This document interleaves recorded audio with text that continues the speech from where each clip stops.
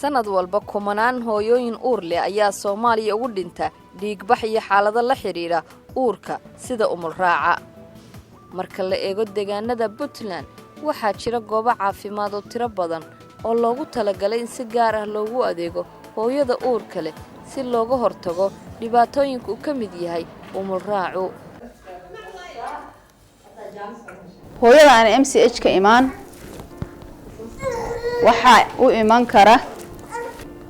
inay hooyadaasi waxa weeyaan waxyaabihii laga diriiray hooyada meesha timi oo laga badbaadinay inay hooyadaasi khatar u gasho. boqolkiiba haddaysan hooyadaasi xarun caafimaad imaan 95 waxay khatar ugu jirtaa inay u umul raacdo dhiigbax inay u umul raacdo isku go ku yimid umul raaca boqolkiiba 90 khatar bay ugu jirtaa hooyadu haddii aan lagala talin oo aysan xarunta imaan oo aan la daaweyn oo aan qof technical uusan dhalin hooyadaas khatar aad u badan bay ugu jiraa muxuu ahayto waayo waxyaabo badan oo xanuuno badan oo riski ah baa ku imaan kara haddaysan xarunta caafimaadka la xiriirin sida anemika inay dhiig la'aan u dhimato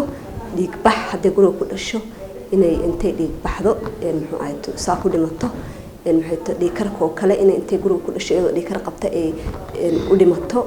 hypertension-ka kooma ku gasho sidaa ku dhimato.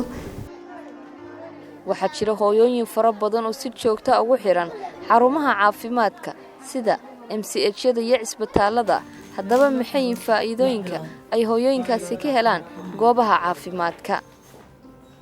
maadaama aan ilmihii lixaadada uurkiisa leeyahay caafimaadka inaan la socdo wixii daaweyn micnaha oo mar walba la siiyo talooyinka wacyigelinta kale waan ku xirnaa meelaan ka tirsana micnaha mar walba aan ku xirnahay dib kasta waxyaalaha aan dareemo adiga meel joogto u imaado. MCH-kan waxaan hadda la xiriiraya muddo 4 sano ah waxtar weyn baan ka arkay MCH-ka iyo dadka joogaan oo gabdho fiican ah dhakhtarka jooga lacagna laga qaadanaynin maasha Allah daawaday ku qoraan wax ku taraysa caruurta day xanuunsadaan lagu daaweynayo haddii wax imaadaan telefoon lagu soo dirayo waxba imaadeen kala qaado lagu leeyahay. hooyooyinkaan aqaano oo anoo kala ah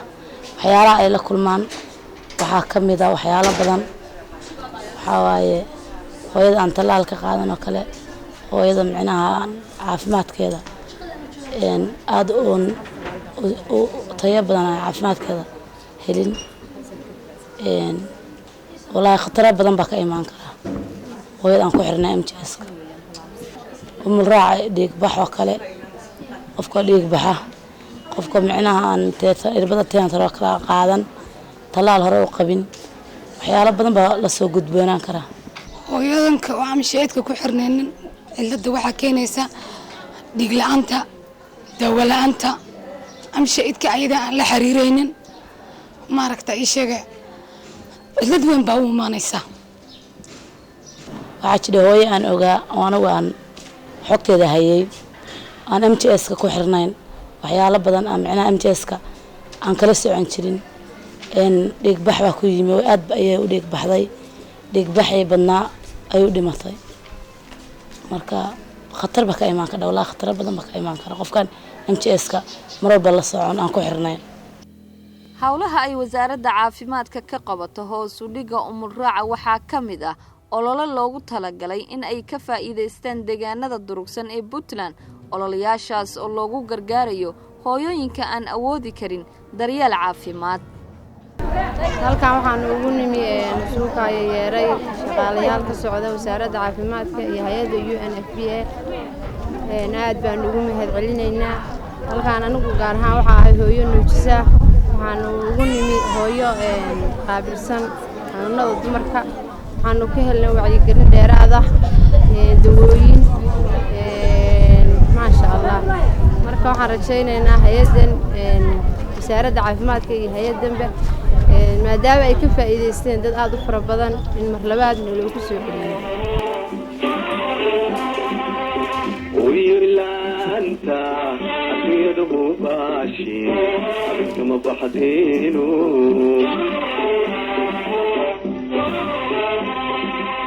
iftilma eleeno dadkuma hayaame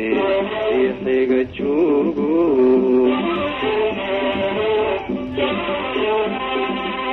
sida had mafuuli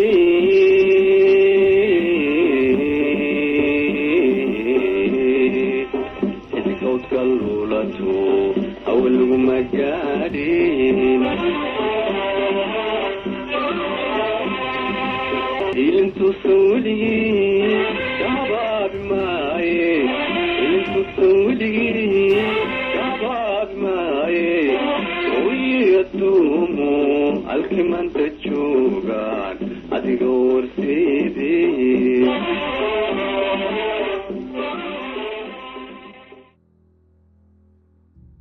waxaan adab MTS kan waxaan la soo xiriiray 2013 bishii 8 ilaa hadda waan ku xidhanahay ilmahan hoos joogana waan ku dhalay alxamdulillah si wacan loogu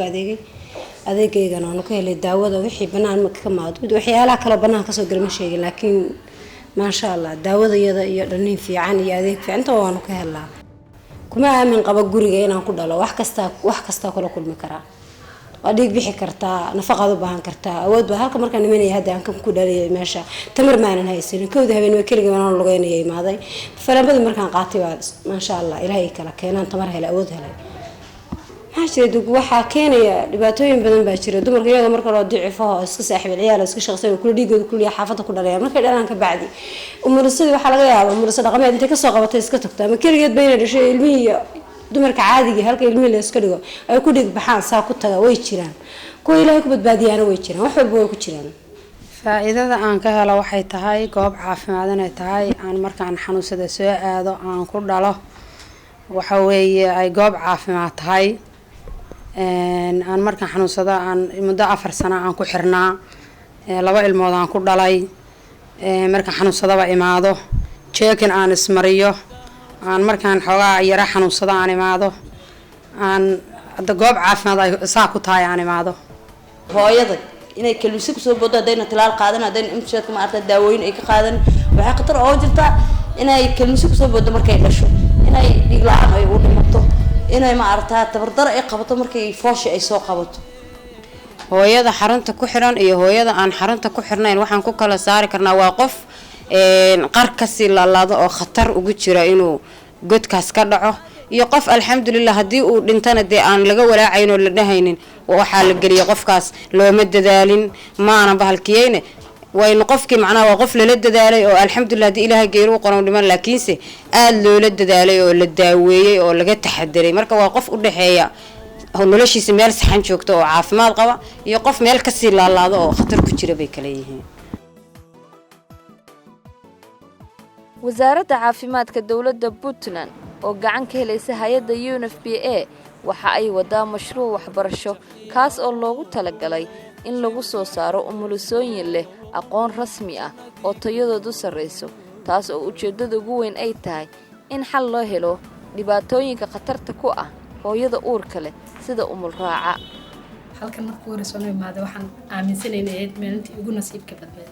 waayo waxaan aad u rajaynayaa inaan helo waxbarasho tayo leh halkan waxaan ka helay waxbarasho tayo leh khaas ahaan waxyaalahan aad u rajaynayay inaan barto waxa ka mid ahaa dhakhtarnimada ilaa yaraanteedii waxaan aad u rajaynayay khaas ahaan waxaan aad u jeclay inaan noqdo heart surgery doctor waxaan insha Allah rajaynayaa hadii lahaydmo inaan ka shaqeeyo midwiferyga qaybta hooyada dhalaanka inaan ka hortagno wixii maternal mortality rate-ka inaan ka hortagno hooyinka maxaan ku raadayay dhaligu ku dhaco inaan u shaqeyno maxaan ku raadayay sida loo heli lahaa hooyo safe ah iyo ilmo safe ah hooyada waxaan u qabanaynaa waxa ognahay wadankeena inay ku yartahay hooyada dhimashadeeda ay ku badan tahay maternal mortality rate-ka ay badan tahay saal ajigeed hadii aan fursad u helnay in dawladda iyo shacabkaygu ay noo qabtaan na siiyaan chance aan wax ku barano si aan uga hortagno hooyada dhibaatada ku imaanaya iyo dhalaanka waxaan rabaa inaan wax ka qabto dhalaankii hooyada problemka wuxuu ka jiraa meelaha baadiyaha ama tuulooyinka camal oo kale sidaasna waxaan rajaynayaa inaan noqono kuwii wax ka qaban kara insha Allah sida wax loo barin uga soo baxno dadkeeyo waasaas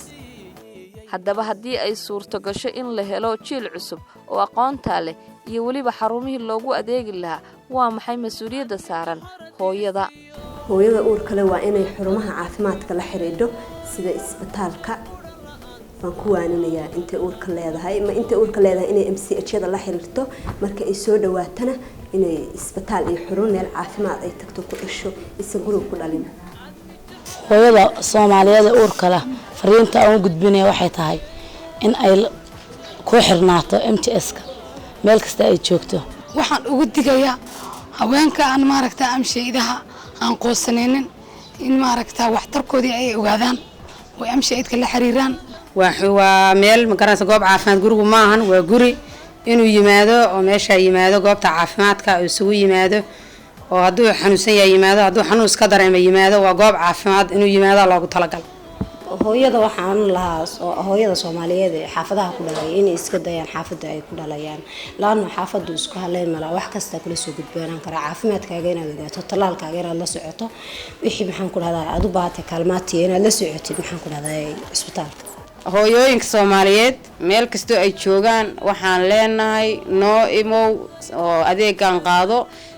si aad u badbaadid insha Allah